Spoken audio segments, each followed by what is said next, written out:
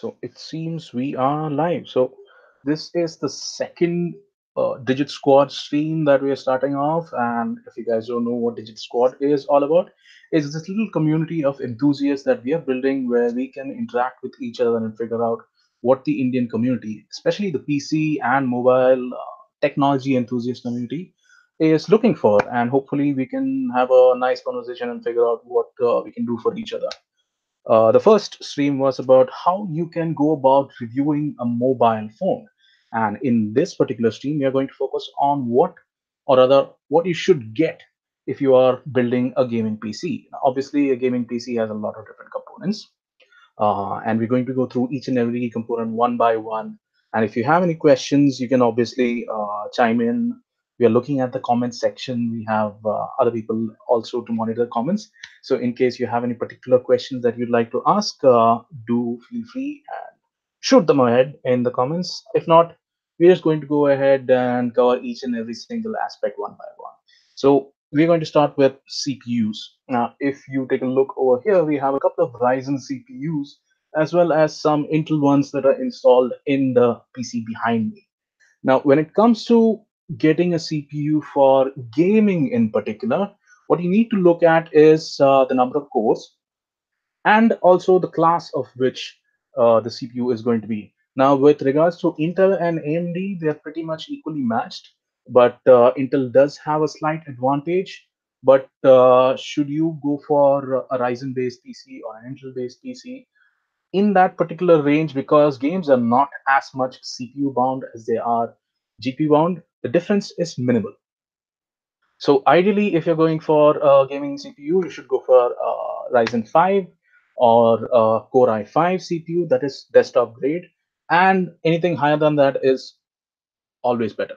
So anything like the Ryzen 5 1600 or the more recent Ryzen 5 2600, all of those are kind of preferred at sort of the 14 to 16,000 price range, depending on where you're getting it from for your primary CPU. Now, you might wonder, should you get a Core i7? Anything higher is obviously better, but there will be issues if you're going with a Core i3 or a Ryzen 3 because certain games like GTA 5 or Arma, they're very much CPU bound. So when you start playing the more advanced levels, you start noticing stuttering and issues with elements on the screen moving around when there are too many of them. With simple games like, let's say, Fortnite, you're not going to feel any issues at all. But the same genre of game, which is like the Battle Arena, if you play PUBG, then it's very much CPU bound and then you're going to face issues. So that takes care of the CPU part. Now, when you're moving to memory, there is a bit of confusion or rather a complexity in this case because the newer Ryzen CPUs are also memory bound, as in the Infinity Fabric, which is sort of the underlying technology or one of the underlying technologies in AMD CPUs, is very much dependent on the RAM frequency. So if you're getting a Ryzen 5 or a Ryzen 7 or anything like that, you need to ensure that your memory frequency is slightly higher. So 2666 megahertz would be your base that you should be targeting. Anything over that is always better, and your performance increases significantly in the world of CPUs if you are bumping up the memory FSB. Now, does this mean that are you facing a detriment if you're going with a 2400 megahertz or lower? Yes, but not so much that you'll have a visible difference. It's only when you're sort of teetering at the edge of compatibility with certain settings, high-end settings, that these things come into play. So for most configurations, this wouldn't matter at all. Now, with regards to Intel CPUs rather are not as memory bound as AMD ones are. So you can go with 2400 megahertz, 2667 megahertz. The incremental gains is not as much as AMD. So if you're getting AMD, pay attention to the memory FSB. If you're going with Intel, not so much. So that takes care of memory. Now, the next thing would be to wonder about the SSD, or do you rather need one? Well, if you are playing games which have massive levels then you will notice a difference in level load times. That is, let's say if you're playing PUBG and you're dropping from the flight, and you can see all these buildings are kind of weirdly textured. Now, sometimes that is an issue with the game files not being optimized, but other times there's simply the issue of getting all those texture files from your hard drive onto your memory or onto your GPU's memory. This is where having a really fast SSD helps.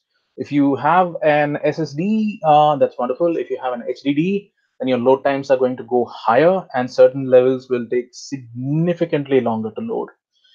And it always comes down to game developers, how they cache and how they fetch resources from the game files.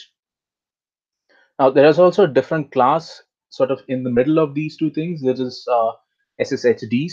So Seagate's FireCuda is one good example of SSHD. So these things, the way they function is as you keep on playing a certain level or a mission, and the frequency of that particular file getting fetched over and over again, that will be fetched and put onto the SSD part of the hard drive.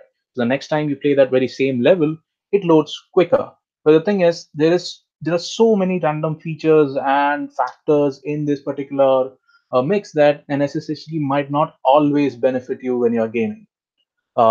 It would be best to actually invest in an SSD and a hard drive as separately. Don't go for the SSD combo, unless of course you're strapped for budget. Then it's a completely different picture, and you can't even go for an SSD in such cases. Now, coming back to the memory, there's one point that I forgot to mention is that whenever you're going for a PC build, always try to opt for dual channel memory. That is, you should always have two sticks of memory. And there are also these particular slots on your motherboard that need to be populated. If you're looking at a motherboard, let's say the one behind me, there are four slots, as you can see, at the extreme edge, or rather, you can see there are four slots at the extreme edge. And generally, from away from the CPU, you start populating the slot in an alternate fashion. So if there's one, two, three, four, then two and four are the two slots that you'd want to populate first. That will ensure that you get dual channel memory in almost every single motherboard configuration that we know of. There are outliers to this case, but if you're strapped for budget and you have absolutely no choice, then getting just one memory stick, right, that you can insert wherever you want. It doesn't matter. Coming down to the hard drive. So, hard drive, you have a bit of confusion when you look at all the different colors that are there in the market, or other subsections of the brand. If you go for Western Digital, you'll find red, blue, green, black, purple, and all of these different drives that are marketed towards different applications. Like red is built for NAS, green is built for power efficiency, blue is normal, black is performance. If you're getting an SSD, these things you shouldn't bother with them at all. These are very minute optimizations made to the hard drive that only pay off in the long run. So for an average gamer like you and I, it does not matter at all. So if you're wondering about colors, don't bother. Get the cheapest one possible. Just ensure that you're getting 7200 RPM, because anything slower than 7200 RPM would be painful to work with, especially if you don't have SSD. And in case you want to figure out where to see the RPM of a hard drive, you can just pick it up. And on the top left or the top right of the badge, you will see cache, which would be around 64 MB, 128 MB, or 256 MB. Go for 128 or 256. 256 generally will not affect you as much. And for the RPM, always go for 7200. You will not face an issue with 5400 in the beginning, but as files pile on and you have a lot of things that game needs to load at any given time, you need the hard drive to move quickly. And the difference between 5400 RPM and 7200 RPM is massive if it's heavily fragmented, and that's going to happen regardless. So in terms of brand preferences, we honestly have none. You can take a look at WD, Seagate, or Toshiba. They all have good offerings. They all have good caches on them, and also most of them have 7200 RPM offerings. Moving on, let's take a look at the average motherboard. We have one motherboard for display. Now this happens to be a Ryzen based motherboard. This is the Aorus one. This is from Gigabyte. This is the X470 Aorus Gaming 7 Wi-Fi. Those are the two things. Now, when you're going for a motherboard, especially with a gaming build, 90% of the features don't matter. What you need to ensure is whether your motherboard can support Ryzen or whatever. If you're going with Intel, then Core i5 onwards. And we haven't seen any limitations per se on the motherboard in the desktop segment. In the HDD segment, that's the more expensive Threadripper and Intel Core Extreme series CPUs. You will have certain restrictions placed on the motherboard that you need to be careful about.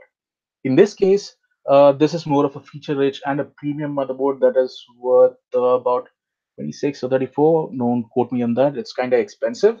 And the features with regards to gaming per se would be just the Ethernet that's on it. That's because in certain new motherboards, you have, as in this technology has been around for quite a while, you have the killer Ethernet feature. And what killer does is it gives a dedicated SoC or a network manager for handling the network traffic. That way, that particular compute is not offloaded onto your CPU. What this means is when you're gaming and your CPU has to decide whether to ensure you get really good ping or to ensure that you really get really good experience, it has to take a call. In cases of Ethernet stacks which have a dedicated processor of their own, you don't have to. So the CPU is doing its own job of keeping your game running smooth and silky, and your network processor is also doing the same thing. So they're working together and have reduced, I would say, congestion. That is the correct word, but I don't know if that will make sense on your side of the network. And some of these motherboards also have built-in VPNs or little what do you call tunneling networks within the BIOS. So some, let's say, I believe MSI has it in some of their gaming laptops. With regards to PC, you'll always have to install the software, and in that you'll have a subscription for a service like WTF Fast. And what that does is, let's say, if you have a gaming server somewhere in Singapore, you're based in India, just going through the traffic or rather your network normally might not give you good ping. The latency issue might be there because the traffic is running through way too many hops. Now, if you use a service like WTF Fast, what it does is it channels the traffic through its own network, which is much, much more optimized than your ISPs. So that way, the number of hops or the number of jumps your traffic or your packets, data packets have to is reduced, and because of that, your latency timing is reduced. So if you are having a really tough time playing some of these competitive FPS titles like CS:GO, or if you're a kid, then Fortnite, then you might want to look at this particular feature. Now, obviously, this can only help as long as the connection between your PC to your ISP and then to WTF fast servers are optimized, because that's a variable over here. Everything about the traffic after it enters the WTF fast network will be optimized, and you don't need to worry about that. So if you are using multiple Wi-Fi devices and they're all on the same channel, it's a lot congested, then you're going to face issues. Coming back to the motherboard, what you should look for is the number of PCIe slots. If you're wanting to put in graphics cards, in this case, this is a Ryzen 2700X, which does not have its own GPU. So in this case, you will need to install a graphics card, and for that, you do need a PCIe Express slot. Most motherboards, practically everyone, come with at least one PCIe X16 motherboard. That gives you the most bandwidth. The X16 tells you the number of PCIe lanes that are active on that particular slot. Now, let's say if you want to install two graphics cards, that is, if you want SLI or you want AMD's I forgot the name, Crossfire technology. So in that case, you will require two slots, and the first one has to be 16 in both configurations, whether it's NVIDIA or AMD. The second one can be 8, which is the most optimal number. But if it goes down to 4, then you're going to face issues with NVIDIA, but not with AMD. AMD can do with 4x on one slot and 16x on the other. So depending on which configuration you want, you might have to focus on these things. Then there is the audio feature of a motherboard, which is sort of located over here. You can see some of the red capacitors over here. Those are part of the audio section, and there's also golden filter caps at the bottom. Now, all these colors and weird terminology associated with these circuits really don't matter, because almost on all of these motherboards, the onboard audio is kind of top notch. As in, the only difficulty that you're going to face is the ability to power, rather drive higher impedance headsets. So unless you have some professional grade headphones with 250 ohms or higher, you might not need an external lag. The other issue is motherboard manufacturers don't always isolate this particular portion. Or let's say if you have grounding issues with your electricity, in that case, there'll be a lot of interference and that will creep into your audio signal. And then you will hear that buzzing noise or hissing noise. That's generally because there's some other component around your audio circuitry that is emitting a bit of electromagnetic interference. In that case, going with something that's shielded always helps. Now we have a little plastic cover on top, so we can't tell if it's shielded. But if you refer to the motherboard's website, there'll be images that show the audio section, and they'll probably advertise it and market it that it's been shielded or not. Again, in most cases and for most people, you will not recognize this particular hissing. It's going to be barely inaudible. It's only when you have really high-end equipment that you can hear all spectrum of the all shades of the audio spectrum, and then it can be kind of nerving.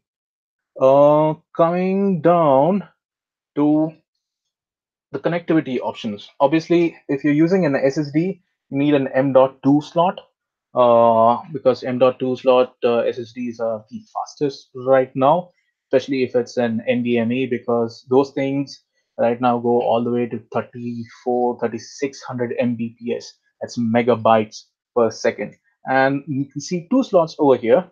These are where you'd insert the M.2 slots. And this is not anything to do with gaming per se, but when you're buying an SSD, you will have some length associated with it. It'll be 40 millimeters long, 60, 80, 110.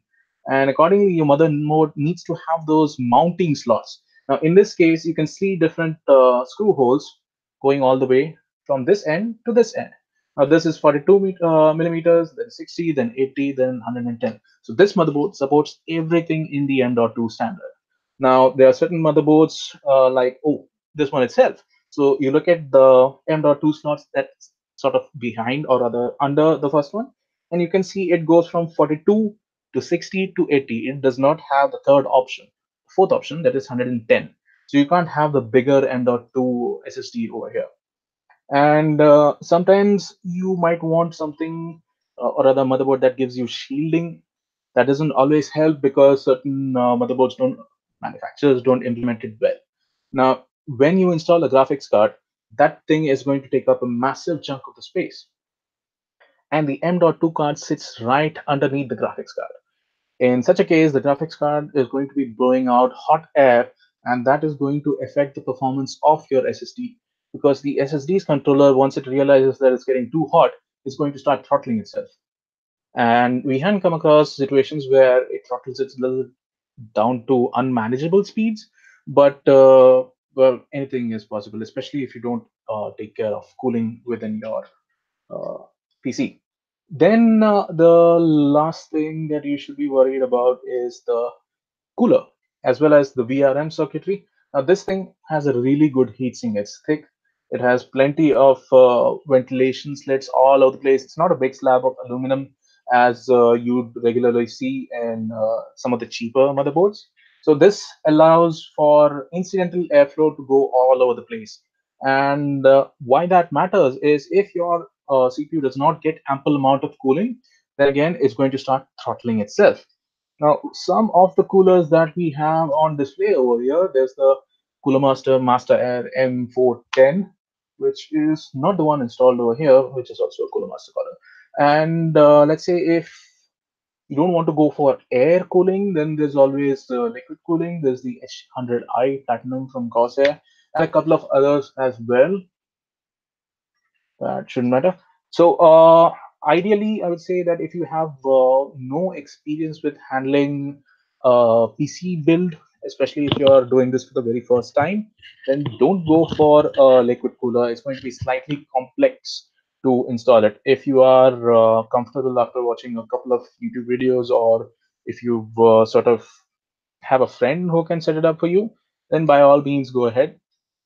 Also, you should go for an AIO, that is what you call these liquid coolers all in ones, that as of good quality. Go for a good brand, because that way you don't have to worry about defects and leakages as much as you would in cheaper brands. And the safest option is always to go with air cooling, which we have over here. It's a Noctua NHL12S. This is a low profile cooler from Noctua. It's one of the best brands that you can get when you're looking at air cooling devices in the market. Now, after that, we've got motherboard, we've got CPUs. We have something that's very much essential to gaming, and that would be the graphics card. And in this case, this is the new RTX 2080 Ti, and in particular from Asus. So uh, this is obviously ridiculously expensive. It's 1,42,000 rupees, and by far the most important part of your gaming PC.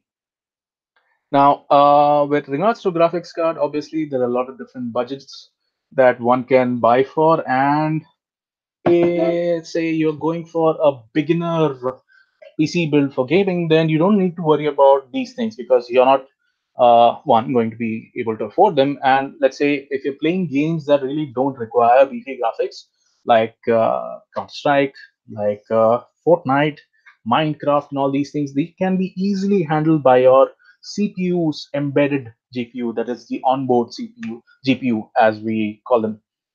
On Intel side, practically every CPU in the mainstream segment has it. And on AMD side, you need to look out at CPUs that have the letter G at the end. So the Ryzen 2200G, the 2400G, that is the Ryzen 3, are both Ryzen-based APUs that have embedded graphics. And this is another graphics card that we'd like to show. This is the new Sapphire Radeon RX 590. It's a slightly souped up version of the RX 580, but compared to this one, which is 1,42,000, this one is more in the range of 24 to 26,000. Massive performance difference between the two, obviously, but if you are not so concerned about 4K graphics and the absolute max settings and the RTX feature and DLS feature, then this is something you can obviously get. Even Nvidia has their own offerings in the same segment. Right now, if you go for let's say an entry level graphics card, then you are stuck with the 1050, and from AMD you have the 560. They're both within more or less the same budget, but and especially now that the cryptocurrency craze has sort of waned, you don't get those exorbitantly priced AMD cards or Nvidia cards. So that those were the recommendations for budget level graphics cards. So moving more towards the mid-range graphics cards, then you can go for 570 or 580, which would still be around 16 to 20,000 rupees. The new 590 is at 24 to 26,000, and on Nvidia's side, you'd have, let's say, you start off with the 1050 Ti, which would be around 12, 13K, and then 1060, it has multiple variants, so you need to be careful about that. Don't go for the 3 GB variant, you're kind of wasting your money over there. Go for the 6 GB variant, that should be around 20 to 21,000, if not slightly lower. And as you can afford more, go for the better graphics cards. Sort of AMD selection ends at the mid-range segment, and then you have the Vega 56 and the 64, which are more in the 40,000 rupee range. It's actually dropping in price right now because all these companies are prepping for their next set of launches. And on Nvidia side, obviously you have the entire 10 series, 1070, 1070 Ti, and the new RTX series if you have a lot of money. Otherwise, don't bother.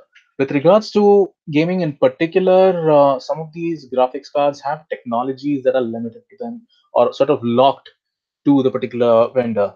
Which is why, if let's say you have a penchant for a certain genre or title or developer would be more appropriate in this case.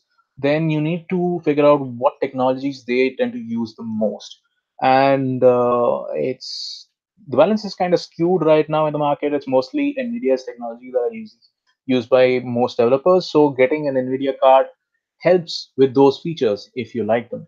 Like you have those hairworks features which allow you to see really fluid, natural moving hair. So if you're one of those creepy dudes who's more interested about the character's hair rather than what's happening on the screen, then you might want to get some of the beefy graphics cards just for that. Otherwise, most people would just be satisfied with a mid-range card that would be 1060, slightly more 1070, Vega 56, or the RX 590. The graphic card was a bit too long, right? Oh, we have a question. So Pratham is asking whether the RTX series is worth investing in right now. With RTX, there are a bit of there are multiple issues right now. One, it's ridiculously expensive. It is the best card, by the way. The entire series beats their older variants, and they're also better than AMD's offerings, which quite simply did not match up to expectations. But the thing is, with any technology, the first ever iteration always requires polishing.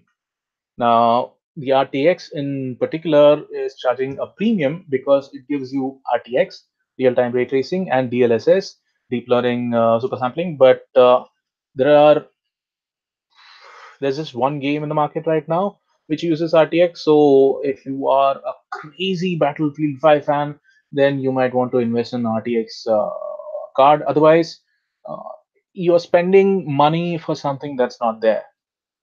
So you really need to worry about getting the most for your money. In which case, if you can find an older 10 series card, go for it. They are sort of the best value for money cards that you can get right now. That is kind of if you're kind of rich. But I would say that you should wait for a couple of more months. Wait after CES, MWC, and what next Computex, E3, and all those events are over, and then you'll have more titles supporting RTX. Shadow of the Tomb Raider is, I believe, the second title that's supposed to have RTX, but it still has not shipped. So right now, RTX is exactly what you said. It's an investment, and investment into something that we don't get to experience right now, but it might bear the fruits of labor later on. So I would say generally don't. And then I believe we have covered graphics card, we have covered RAM, we have covered CPU, we have covered the motherboard. What we have? We have routers, we have the power supply, and then we also have the display, and then we move on to the peripherals, the cabinet, the keyboard, mouse, and all those things. Now let's talk about the cooling peripherals. Now, depending upon what kind of case that you get, you will need to ensure there's adequate cooling within the cabinet so that none of your components start to throttle. And for that, you need to ensure that the fans that are coming with your system, that will be either on the back, front, or at the top, along with any aftermarket coolers that you get, are sort of running in a proper manner. That is, the airflow is happening proper. You don't want a case where, let's say, you're pulling air from the back and the cooler is set in such a fashion that it's pushing air towards the back. Then it absolutely makes no sense because there's conflict and this air sort of going nowhere. It's just chaos, and you don't want that. So you need to plan your cooling system in a way so that you're generally pulling air in from the bottom, which is the cool air, and then pushing it out towards the top. And in let's say more beefier cases where you're having high-end components, you'd want to have a shroud in the center, sort of separate out the channels because there's hot air emanating from the CPU. There's also hot air emanating from the graphics card. So you'd want to channel both these sections and push the air out in an optimal fashion rather than having the same hot air circulate inside. Now, this has a lot of variations, a lot of variables depending upon what kind of components that you're going for. So I can't give you a easy and quick tutorial other than letting you know what I just did. Basically, ensure that the flow is keeping the hot air outside and there are no conflicts. Now, most fans and coolers, if you look at the edge, you'll see a little arrow that points out which direction the air is flowing. Now, if you pay attention to that and have a bit of common sense regarding the different components that are within your cabinet, you're sorted. Now, coming to the cabinet, uh, anything within 3 to 4 thousand range is good. What you need to worry about when getting a cabinet for gaming is practically nothing. What you need to worry about getting a cabinet for your PC is a lot of things. So gaming really doesn't matter with your with your choice of cabinet. But let's say you are going for a high-end PC.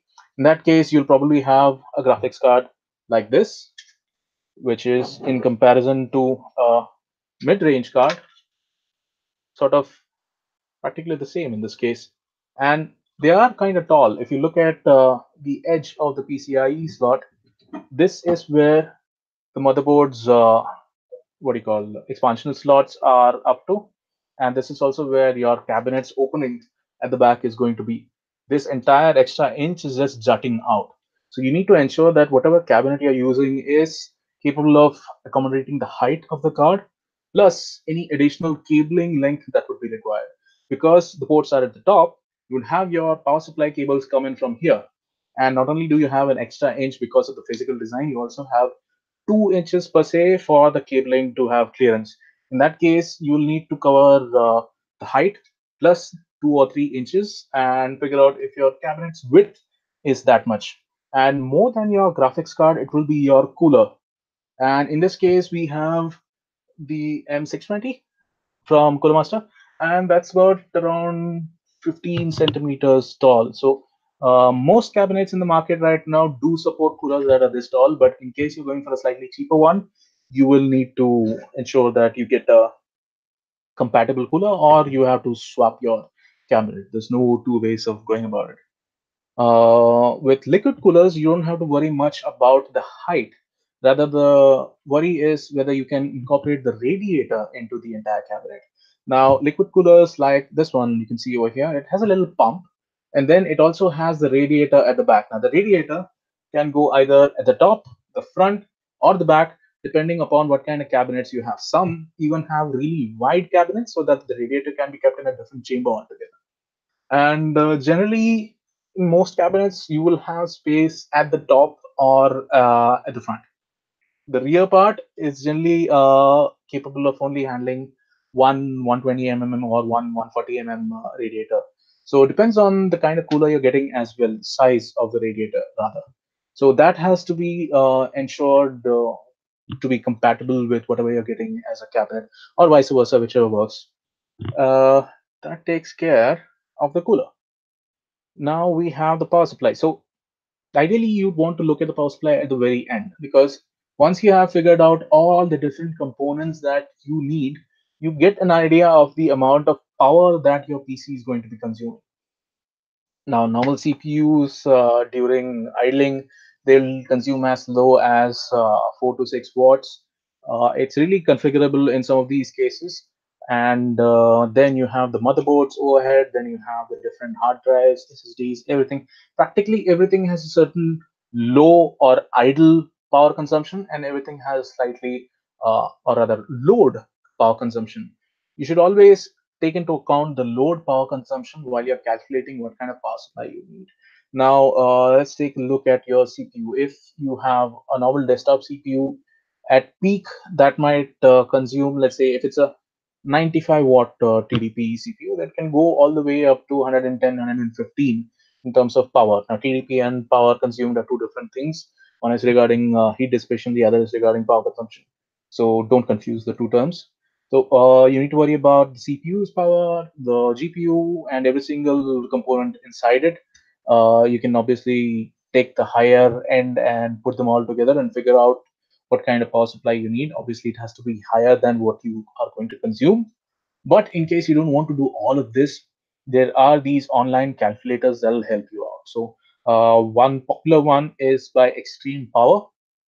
The URL will be extremepowerautovision.com or something like that. You will be able to pick the CPU, GPU, and all the different components, and then figure out if you're going to be using them 24/7 or sort of on and off for a few hours a day. And then it'll give you an estimation of the amount of power you will be consuming at peak. And then it'll also give you recommendations for the wattages of the power supply that you need to install. Now, that takes care of one aspect of the power supply, that is the power, which is the basic one.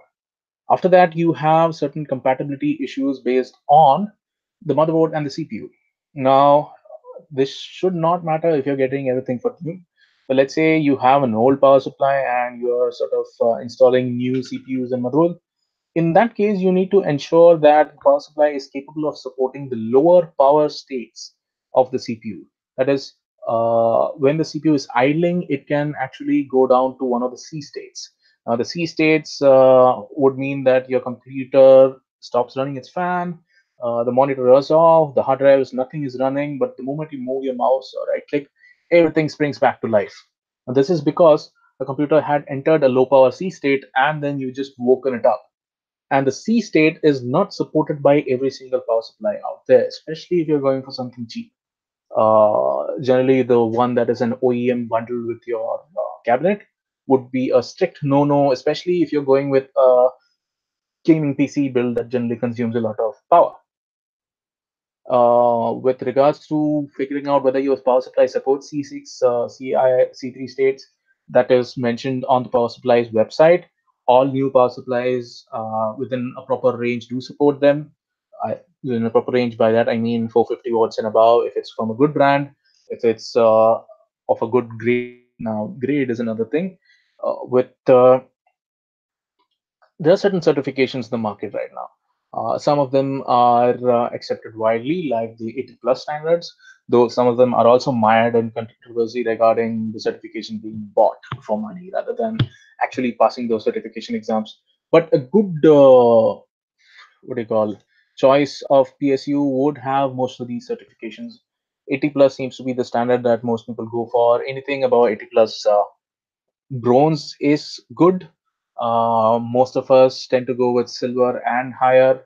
It's just about efficiency, and if you tend to keep your pause or rather PC on 24/7 for extended periods of days or weeks, or whatever, then you need to worry about the higher efficiency power supplies, because then the cost adds up.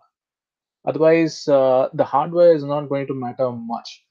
The other things with the power supply is its level of protection from higher power, short circuiting, and all those things. Those sort of luxury features, and you really don't need to worry about them unless you're tinkering way too much, or if you have liquid cooling, because the moment the power supply detects the first shock or short circuit within the PC, it will sort of switch off, and the number of components that go up in smoke is reduced.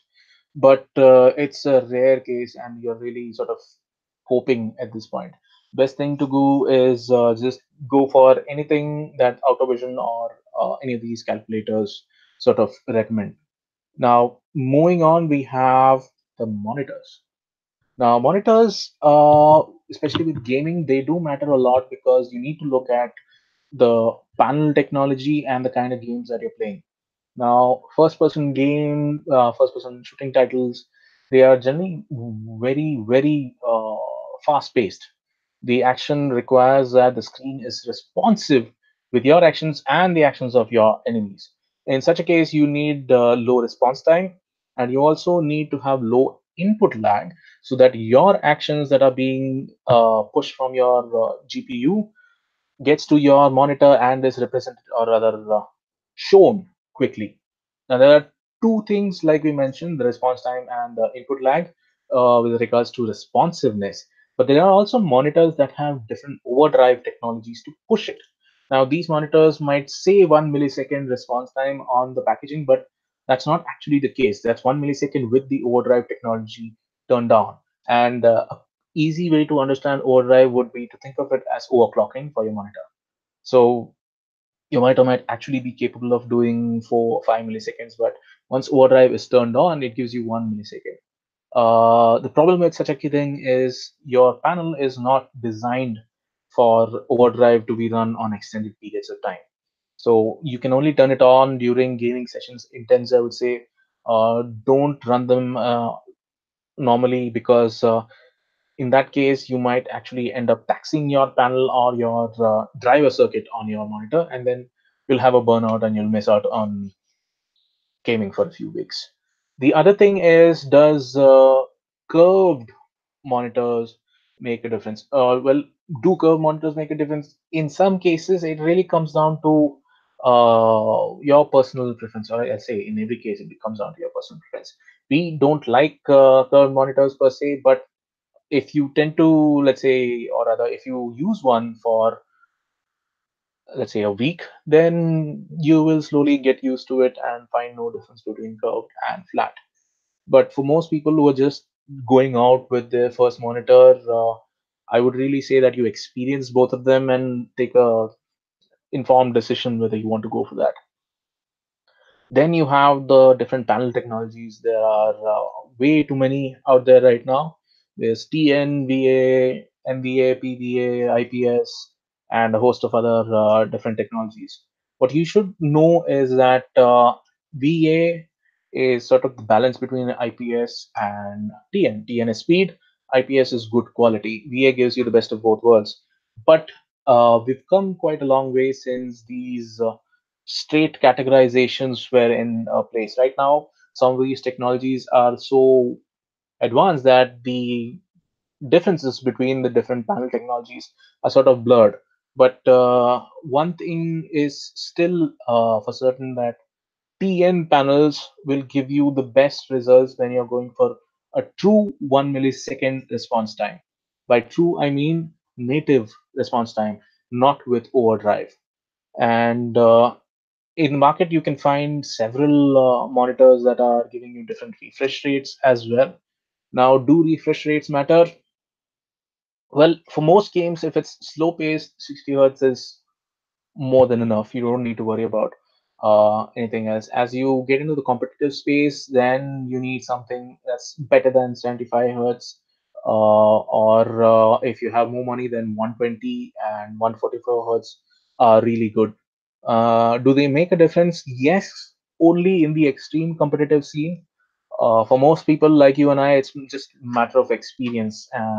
And if you would like a more fluid image while you're playing your games, especially when you're gaming in, let's say, Counter Strike. Now, if your enemy is at a distance and is sort of uh, bumbling about, then having a faster response time monitor will make you see the person clearly at a distance. Now, without that, you'll just see a slight haze between 2 points, and then you might not get a hit on. But it's sort of, we are venturing into the really competitive sphere, and for most people, 60 hertz is good. If you have money, go for 120, 144 hertz. Curved is an absolute matter of preference, so I'm not really going to opine on that. And then there's panel size, obviously. So 24 inches, 22 to 24 is sort of the sweet spot right now, because if you're keeping your monitor at sort of arm's length, then having a 24-inch monitor seems good enough for proper immersion to happen in the game. But if you are going with something smaller, then it might not be as immersive. But it also comes down to the kind of games that you play, because professionals in the CSGO circuit reduce the monitor resolution to 800 by 600 end game, because that allows them to keep the entire action within their view cone. Now, with gaming, there are these expensive monitors that allow you to go and shrink your display into that 800 by 600 while you're gaming, and then you can switch it back to the full stretch if you're just watching a movie or playing around on your PC normally. Now, those monitors obviously give you the flexibility, but the flexibility of doing it on the fly rather. They'll have these separate pods connected, which allows you to switch between profiles, and that's just making it convenient. You can do the same thing with other monitors as well in a slightly lower price segment, but that requires going through a lot of buttons and then also shrinking your display using your Windows UI. Now, that's about it for displays, I would say. The other thing is the refresh rate that we were speaking about. That is part of adaptive synchronization. It's a standard that's presented in HDMI, DP, and upcoming standards. Both AMD and NVIDIA have their own sync technologies. NVIDIA uses G-Sync, AMD uses FreeSync. The difference is G-Sync requires a physical chip to be present on your monitor, which means that monitor's price goes slightly higher because it has to buy an additional hardware. And with FreeSync, it's an open technology. So your monitor just has to incorporate a chip, which they don't have to pay much money to anyone for. And practically every gaming monitor out there will support FreeSync rather than G-Sync right now. The market share between FreeSync and G-Sync monitors is skewed heavily towards FreeSync. There are like 40 to 50 G-Sync monitors where there are more than 150 FreeSync monitors. It's like that skewed. So also you can make FreeSync run with G-Sync graphics cards, but it's sort of a little hack that you need to do. So you can always Google for that particular thing. So that's synchronization handle as well. That's part of your monitor. And now we are left with the networking part. Let's say you do not have a dedicated NIC on your motherboard. That's the Ethernet killer feature that we spoke of. Then you can always go for a router that has um, prioritization features plugged in into the system. Right now we have two mesh networking devices, but we don't have any gaming routers on display. Now, with regards to gaming routers, there are a few brands. Most notably, it's Netgear and Asus that have gaming devices. Asus has the Rapture AC RT AC 5300, and Netgear has the XR 500. What both of these devices do is one, you'll have that WTF fast VPN network that is incorporated into the UI of the router. So you can go into the router UI, figure out which all games you want to optimize, enter those details, and then let's say if on that very same network someone is watching YouTube videos, someone is streaming from Prime, and you're trying to game, generally, if there is no optimization, your gameplay is going to be royally dodgered because the prioritization is equal. So if you have the optimization, the prioritization sorted out, then your traffic will be smooth throughout the gameplay, and their traffic, that is the Prime or whoever streaming videos, that'll be sort of I don't think it will be affected with this UDP traffic. So it's in the best of interest for you to get sort of a router that has prioritization, traffic prioritization, or traffic QoS settings. You don't necessarily have to go with a gaming router because what it does is it just takes the WTF fast or some other VPN tunneling system and incorporates it into the router system. You could easily go with these in software format and have it installed in your PC, and you'll get the job done in the exact same manner. It's just a matter of convenience again with gaming routers. Honestly, the whole fad about sticking the word gaming onto any category is just oversold. Now, moving on, we have peripherals, gaming mice, gaming keyboard. These are heavily dependent on your personal preference. With gaming mice, you need to take a look at whether they are wired or wireless. There are very few wireless mice in the market that can actually ensure quick and snappy movement. 99% of the mice out there don't do it right. Now we have two mice. One is the Logitech G304 and the other is the Corsair Dark Core.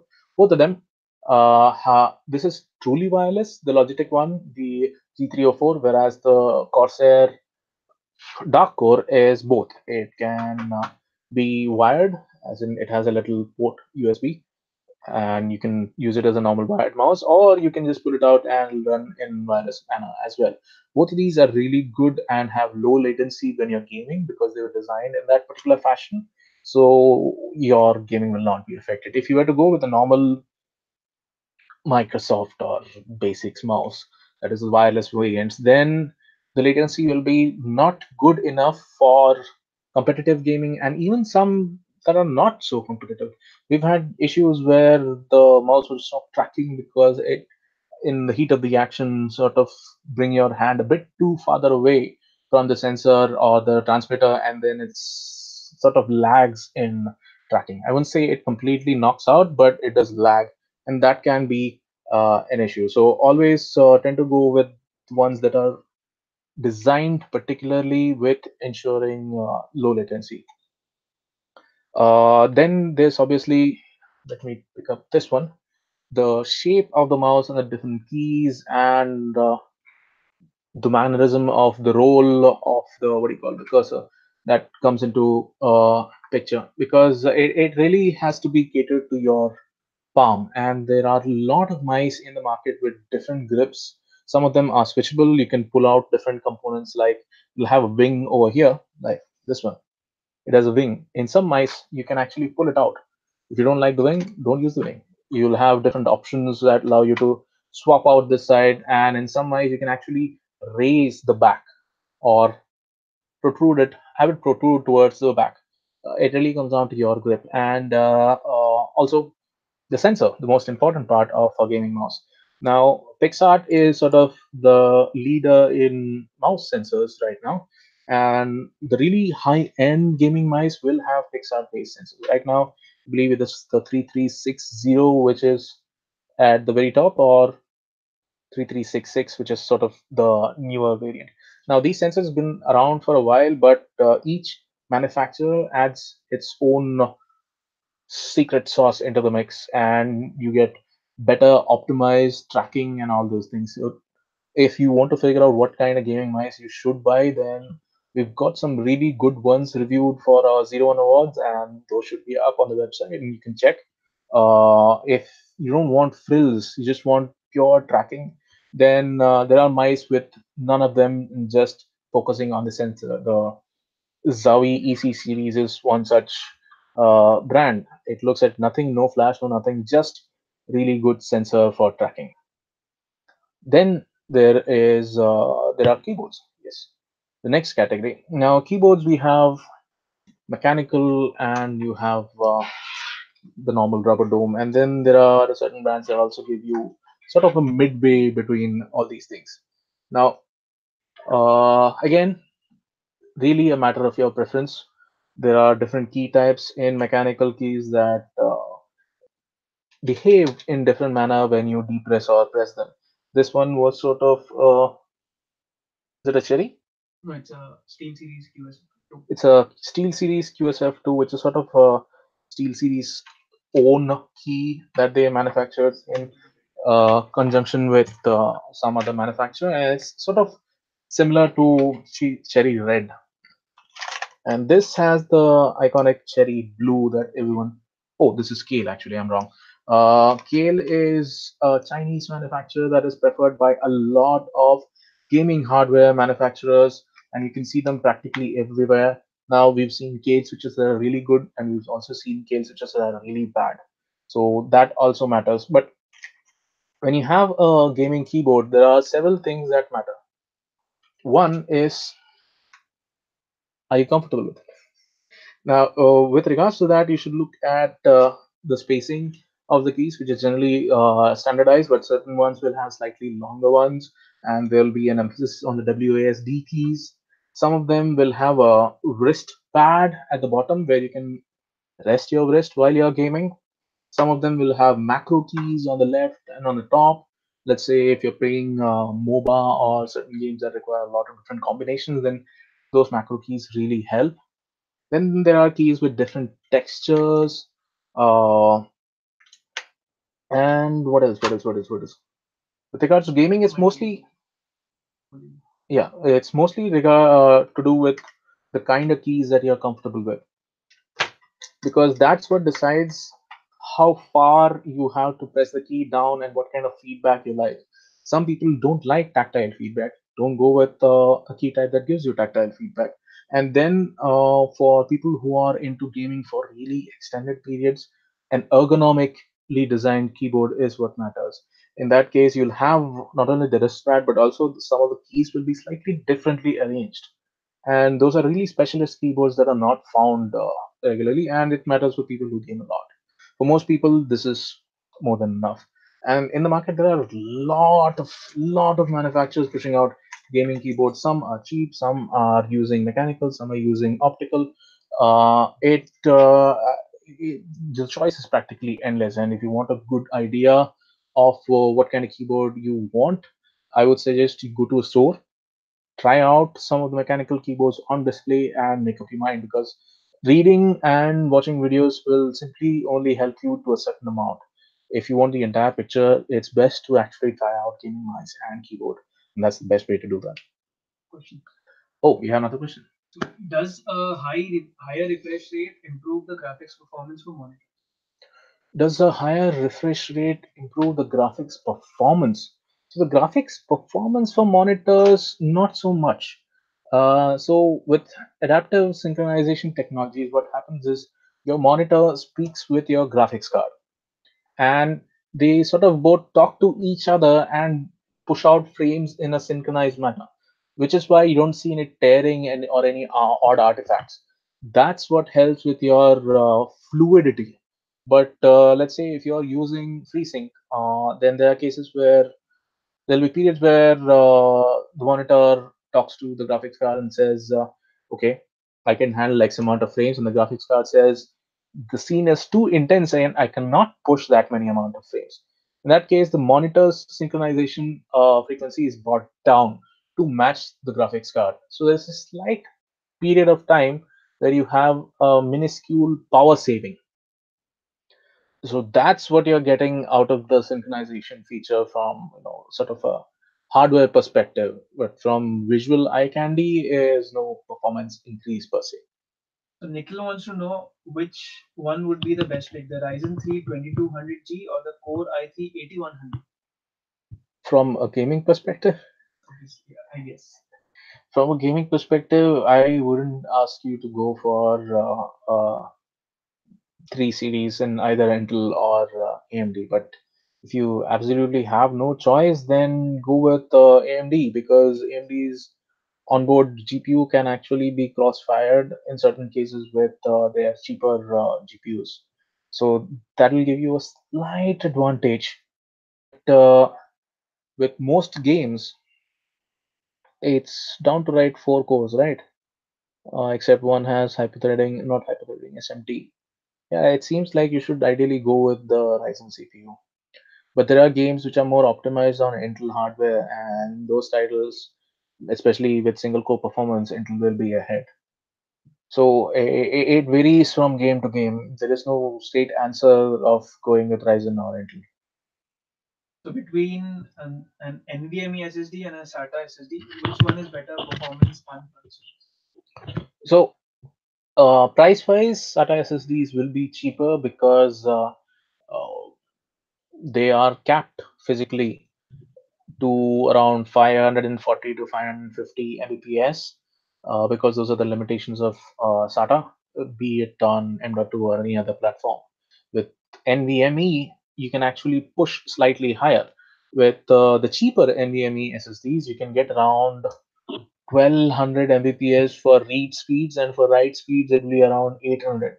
So both of these figures, that is 1200 for read and 800 for write, are higher than the M.2 bandwidth limit of 550. So even if you're getting a cheap NVMe SSD, you're still going to get slightly better performance. And the price difference between cheap NVMe SSDs and high-end, or rather mid-range M.2 SSDs, is practically nothing. So what have we covered? Practically everything. We've covered the case, we've covered the keyboard, monitor, and all the peripherals. What are we left with? Headsets. Oh, yeah. So headsets obviously are an integral part of your gaming system. some of the developers take a lot of pain in ensuring that the audio effects in video games, especially if you're looking at Hellblade: Senua Sacrifice, that has some spectacular audio effects that only can be experienced if you have a good headset. Now, in this case, I have a really good headset. This is the Odyssey Mobius. It's by a high-end manufacturer who's venturing into the gaming space for the very first time, and this one has 7.1 audio. It can work in both using cable that is 3.5 mm, or it can use USB Type C, and it also has a gyro inbuilt. So let's say you are in a static scene, just you're standing somewhere in the open grounds and you're looking somewhere, and if you wear this particular headset, then because of the gyro, depending on the way you move your head, the audio seems to come from that particular direction. So that's a nifty feature that allows with higher immersion, but only for people who are like really, really picky. We've been listening to this particular headset and it's been completely mind blowing. But aside from that, what you should look for in a headset in particular is the cushion. It has to be of a material that you feel comfortable with for prolonged periods. Then the cup size also matters, because if, let's say, the cup does not fit comfortably or it pinches on your earlobe, then within 15 to 20 minutes, you're going to start feeling the pain. Then there's the clamping pressure, which is, let's say, if there's too much clamping pressure, then again there's going to be barely any air moving about. You're going to feel slightly sweaty and all, and it's going to be uncomfortable overall. So it has to be a sort of a balance between uh, too much and too less, obviously. Then let's say if you like to play multiplayer games and you like to chat with people a lot, then the microphone matters a lot. Quite a lot of the manufacturers focus on ensuring that your microphone signature is very flat. So it will tone down your bass, it will take out all the environmental audio. There's the ambient audio. You'll see a small hole at the back just to filter those things out. It's an additional mic that looks at the audio, ambient audio, and cancels them out. And then your friends who are at the other end of, let's say, Discord or whatever chat software you're using, those are taken care of. So a good microphone is always essential, especially in multiplayer games. It has to ensure that your voice is clear to everybody else. Also, they can sort of track audio from slightly farther away, so you're not always breathing into your mic. Another thing, let's say if you are breathing into your mic too much, is to have a little, what do you call them? Uh, I forgot what you call them, the little The pop filters. pop filters. So you have a little spongy thing at the end that cancels out your breathing, cancels out any artifacts from your pronunciations. Like if you spit too much, those things will sort of get filtered out. And what else? What else? What else? What else? Some of the more expensive headsets will have multiple options to switch between different game modes. Now, these game modes are obviously more to your personal preference. Like, let's say an FPS title, it will enhance the lows. No, it will not enhance the lows. It will rather enhance the highs so that footsteps which are in that particular frequency are heard clearly. Let's say if there's an explosion happening in the background, which is very bass heavy, and there are footsteps of a lot of people approaching, and you're trying to figure out what is happening in the scene. These different profiles will allow you to switch so that you can hear the footsteps clearly, and the explosions are slightly toned down so that you can figure out who's going to attack from where. Now, again, in the heat of the moment, you're not going to be fiddling around with the control pod or anything. So once you set a certain profile, you're good to go. So ideally, having a control pod is a luxury, and we personally don't prefer to have any movable or switchable things on your line, because over time they just grind out, and you'd face issues, especially with those, what do you call, rolling rheostats or potentiometers that are part of volume control. Those things, after about 6 to 8 months in most devices, get scratched out so bad that your volume control is all wonky. So what else? What else? What else? What else? What else? So that's about it. That's sort of a beginner thing on almost everything. Then obviously there are accessories like for mice, you have bungees, which let's say if you have a cord coming out from a mouse and you don't want it to sort of tag or pull, then you have a bungee which sort of holds it at the top with slight slack. And you have different mouse pad surfaces. Some of them work well with certain mice which are from the same manufacturer, some of them don't. You need to worry about these, especially when you have the high-end sensor, because what we've seen with really good mice is that they track really well on dark surfaces, and that too the cloth texture has to be of certain type, otherwise it'll act all wonky. So depending on the kind of mouse you get, you should also worry about the mouse pad. And what else? Then there are gaming chairs and a lot of other peripherals that we'd rather not get into. Or one thing, let's say if you're not so keen on using the keyboard and mouse while gaming, then there are also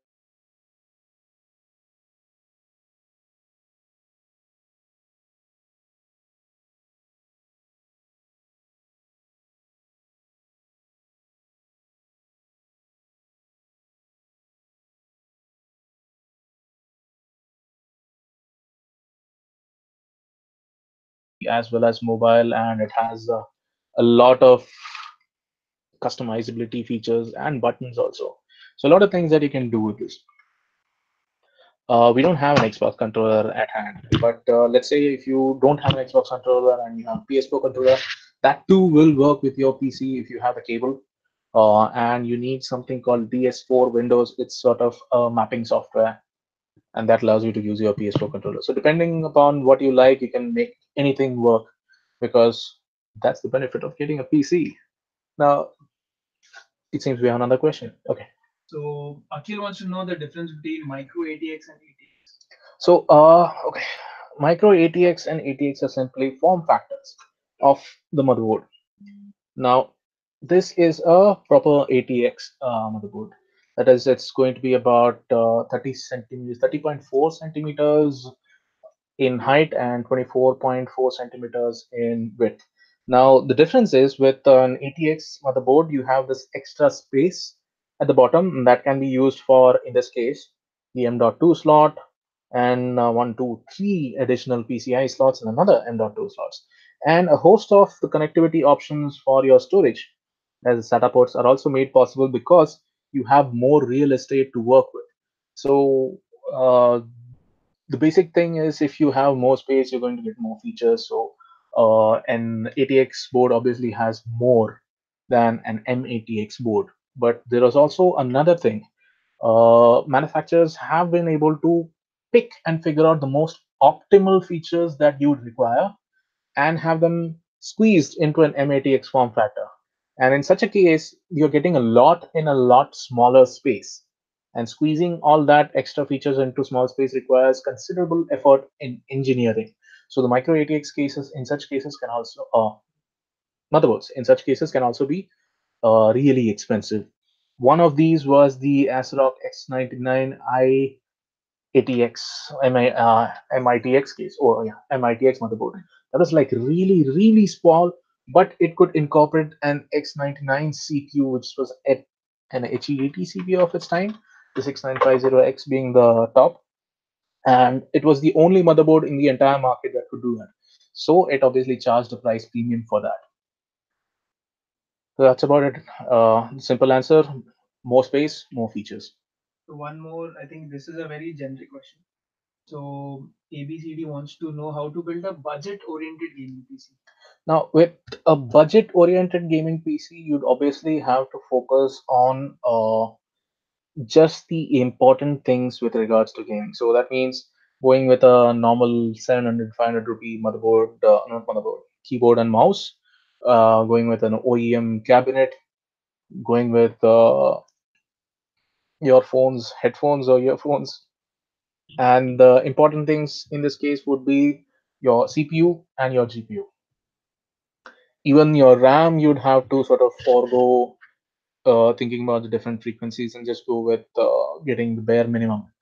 So ideally, in a budget case, you would want to go with I don't know what kind of budget are we speaking about. There's no No budget. idea. Okay. So at the very low end, you'd have to go with a Ryzen 2200 or 2400G that takes care of both your CPU as well as your GPU. And then you'd focus on getting about 4 to 8 gigs of DDR4 RAM.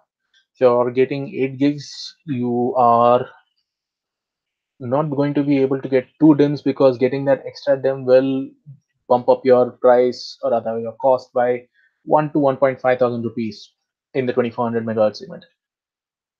So for the CPU, it's 22 or 2400G. For the motherboard, you'll have to go with a cheaper B320, no, B350 or an A320 motherboard.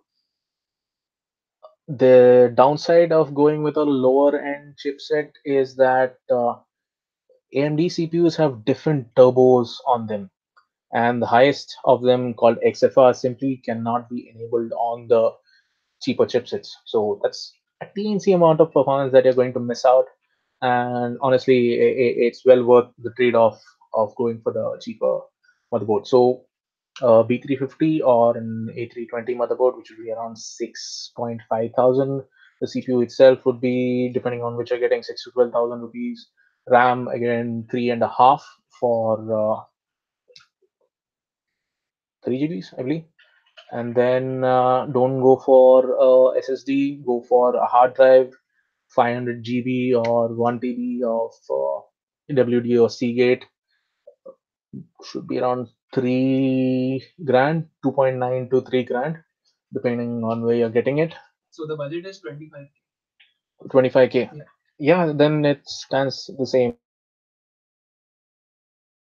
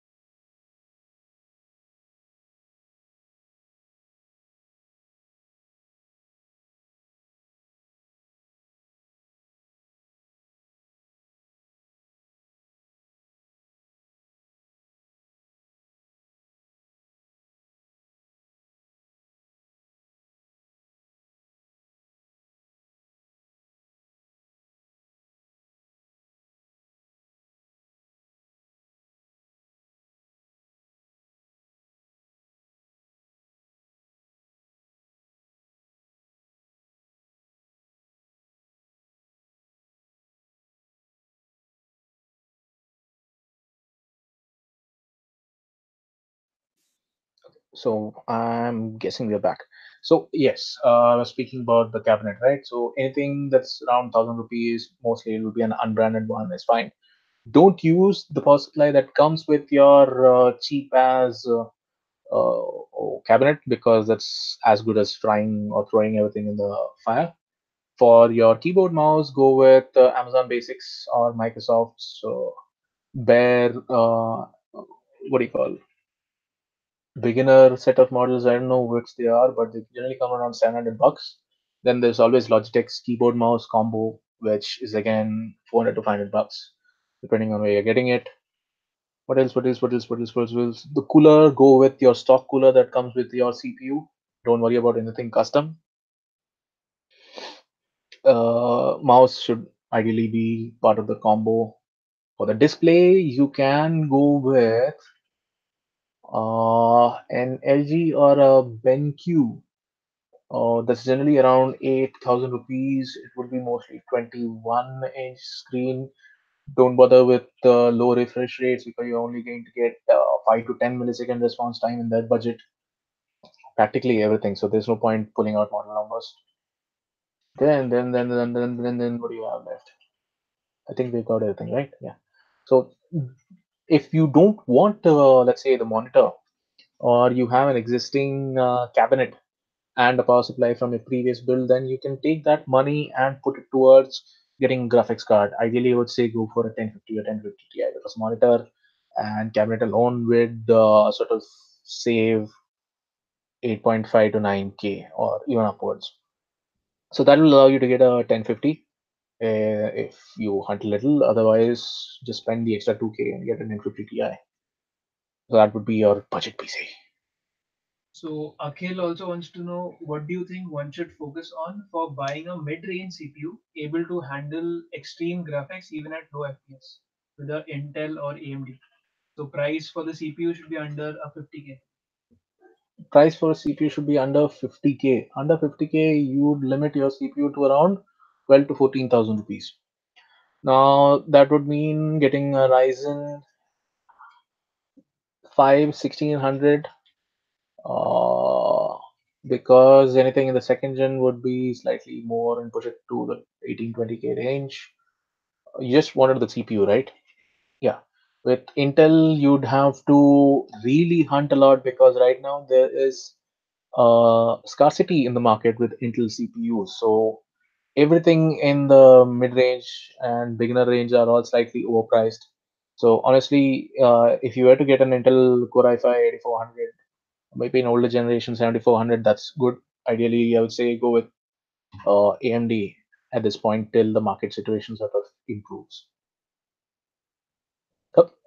It seems that's about all the questions that we had, and we've been going on for a good hour and 20 minutes. So if you have any further questions, do put them down in the comments. We'll always try to respond to them. As for the next stream, we are going to be focusing on an actual build. So you see one of the cabins behind me. We'll be taking that and using some of these components and building them together. I'll be joined by Abhijit. We'll also be looking at the entire computer build, and obviously we'll go on focusing on the hygiene part as well, which is cable management and all those things. That is going to be a later video, but in case you have anything to do with the build video, do send in questions. And before we end, I believe we have another question. Thoughts on RGB? Okay, nothing. Sorry, we are ending this stream right now. I'm sorry, we are not going to talk about RGB. But yeah, it's purely a personal thing. If you like RGB, buy a kit. You can get an LED kit and have RGB in whatever fashion you want. Just don't spend money on worthless things. So that's about it. Thank you for all your questions and thank you for joining us on our second ever Digit Squad live stream regarding enthusiast PC, mobile, and everything content. So, like I said before, if you have any questions, throw them down in the comment section. If you have any ideas regarding future videos that you'd like to see, then let us know as well. Thank you for joining us.